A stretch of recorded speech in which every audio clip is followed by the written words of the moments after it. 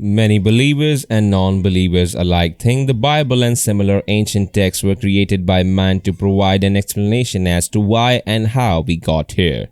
For some, the reasons and writing are divinely ordained. For others, the stories and myths told through these texts were written to make the unexplained a little more explainable. The Book of Enoch is one of such ancient texts. Enoch barely gets a nod in the Bible. He is acknowledged as an ancestor to Noah, and that's about it. But his own book tells a story of demons, archangels, and giants. According to the text, a group of angels, called the Watchers, taught humans a trove of unholy concepts, and God imprisoned them deep inside the earth as punishment. While the Book of Enoch doesn't specify where exactly on earth the Watchers lie dormant, some conspiracy theorists, notably Stephen Ben Nunn, think that fallen angels of Enoch have been imprisoned in the Antarctic ice, are still alive, and are waiting for their redemption. While this isn't the first creepy Antarctica story to surface, it's definitely the most devout. The Book of Enoch shares some stories and characters with the Bible. The Book of Enoch is an ancient text thought to have been lost for centuries. It is not part of biblical scripture since it is not officially recognized by Judaism or Christianity. This ancient text was discovered in the 18th century by explorer James Bruce, but had been part of smaller Ethiopian Christian and Jewish sects since at least around 160 BCE. The Book of Enoch is a lengthy text, coming in at 5 volumes and 108 chapters. It contains references to angels, giants, and some other supernatural beings. No one knows for sure why it is not part of the Old or New Testament canons. But it was popular among ancient peoples, and there are some references to the beings Enoch describes in the King James Bible. In the Book of Enoch, 200 angels fell from grace. In the Book of Enoch, Enoch, a 7th-generation human after Adam and Noah's great-grandfather, reveals how fallen angels, known as Watchers, came down from heaven full of lust for mortal women and in rebellion against God. While still in heaven, Watchers were given the task of keeping an eye on the human race. They were to report to God regarding humanity's progress, but they were told never to intervene in the natural evolution laid out by the Creator. Despite this, the Watchers were taken by the beauty of humanity and came down from heaven full of lust for mortal women and a need to choose wives from among the children of men and beget children. 200 angels came to earth in search of carnal pleasure. Once the Watchers arrived, they continued to ignore God's decree and instead taught humans many things, including how to forge arms and jewelry. Eventually, they incurred God's wrath for ignoring His word. The Watchers sired the Nephilim, a race of giants who were both angel and human. The Watchers landed at Mount Hermon, on the border of modern Lebanon and Syria. In the King James Bible, Genesis 6:1-5 may describe how the Watchers interbred with humans to create a new race of giants.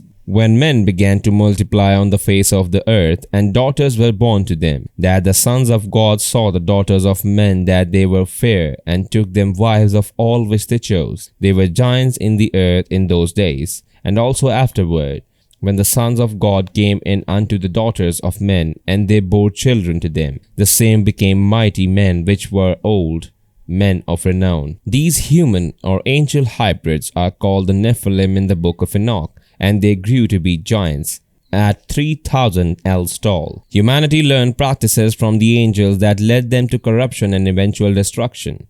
The Nephilim, together with the Watchers, taught the human race about pagan practices and other skills that simultaneously advanced civilization and corrupted humanity.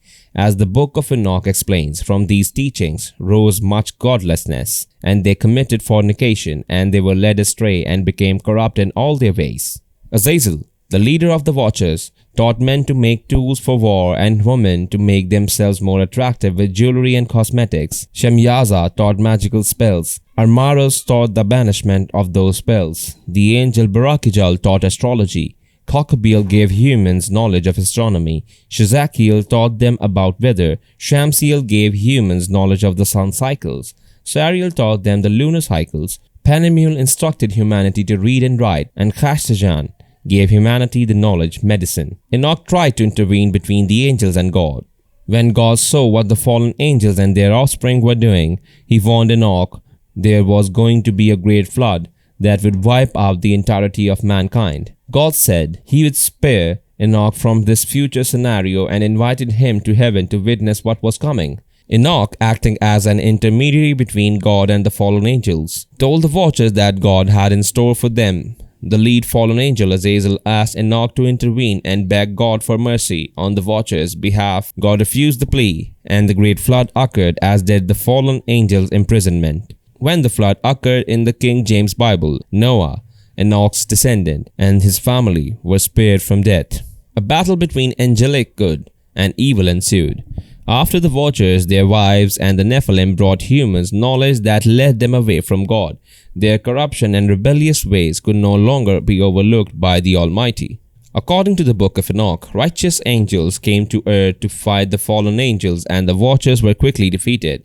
As punishment for their discretion, the fallen angels were shackled and banished by God to Tartarus, a prison where they await their redemption. According to Bible scholar and conservative activist Stephen Ben Nunn, Tartarus may be located deep beneath the Antarctic. Antarctica has always been shrouded in mystery. Antarctica, the coldest, driest, and the most barren continent on the planet, is said to hold secrets that have yet to be discovered as of 2019. This once tropical land is now mostly covered in ice and has been the subject of mystery ever since the South Pole was formally discovered in the early 20th century. According to the scientists, underneath the thick sheets of ice are mountain ranges, lakes, and ancient microbes in a state of suspended animation. In 2006, NASA announced it found an electromagnetic anomaly that stretches 151 miles across in the Wilkes Land area of Antarctica. This unknown mass is generally thought to be contained in a 300-mile wide impact crater from a meteorite that struck the continent and potentially caused the Permian-Triassic extinction about 250 million years ago. While it could be nothing more than a natural entity,